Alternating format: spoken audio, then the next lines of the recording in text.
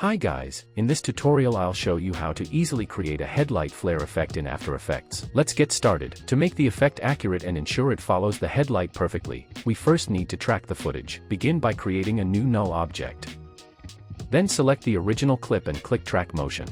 Zoom in slightly so you can see the headlight clearly. Drag the tracking point onto the brightest part of the headlight. This spot works well in my case. Now increase the size of the tracking point slightly to improve tracking accuracy. The outer box defines the area After Effects uses to search for movement between frames, while the inner box defines the exact feature being tracked. Once that's done, click Options. Select RGB and make sure to enable Adapt feature on every frame. This allows After Effects to continuously adjust the tracked feature, helping maintain accurate tracking even if the headlight changes brightness or shape. Click OK. Now click the Analyze Forward button and wait for the tracking to finish. Once it's complete, click Edit Target and select the null layer we created before tracking. Click OK, then click Apply to transfer the tracking data to the null object. Now we can close the tracking window. Since the tracking data is applied to the null layer, we can move on to creating the actual flare effect. First, create a new solid layer. Make sure to click Make Comp Size so the solid matches the composition size and fills the entire frame. Then click OK. Now on the solid layer, apply the lens flare effect. To make the video visible again,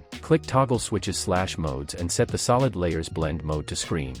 If you preview the video now, you'll see the effect without any tracking or animation. To make it follow the scene, select the null layer and press P on your keyboard to reveal the position property. Then select the solid layer and press E to reveal the effect settings. Expand the lens flare effect. Hold Alt on your keyboard and click the flare center stopwatch. This enables expressions, allowing us to link the flare position to another layer. Without changing anything in the expression, grab the pick whip and drag it to the position property of the null layer. Now when you play the video, the flare will stick to the headlight and follow its movement throughout the scene. For a smoother, more cinematic look, you can change the lens type to 105mm or 35mm. You can also adjust blend with original to control how strong the flare appears and how much it blends with the footage. Hope you found this video helpful. Thanks for watching, and if you enjoyed it, please give it a like.